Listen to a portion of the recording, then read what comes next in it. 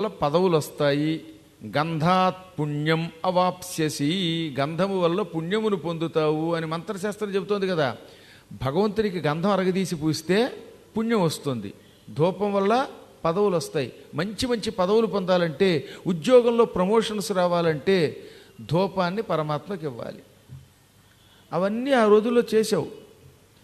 ఏ వంకతో అయినా ఆ జన్మలో నీ చేత ఏకాదశి వ్రతము ఆచరించబడింది. తేన వ్రత ప్రభావేణ త్వయా ప్రాప్తం మహత్కులం. ఆ వ్రత ప్రభావంతో ఈ జన్మలో సోమశర్మగా పుట్టావు.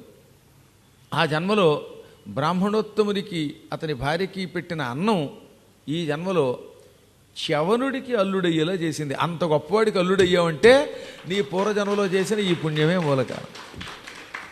అసలు అది ఎక్కడి చ్యవనుడు, ఆయనకు అల్లుడు అవ్వడం అంటే మాట్లాడండి.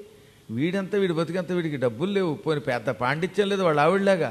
ఏమీ లేకపోయినా అంతటి మహానుభావుడికి ఎలా అల్లుడయ్యాడంటే అదిగో పూర్వజన్మలో చేసుకున్న ఆ పరమ పవిత్రమైన పుణ్యం.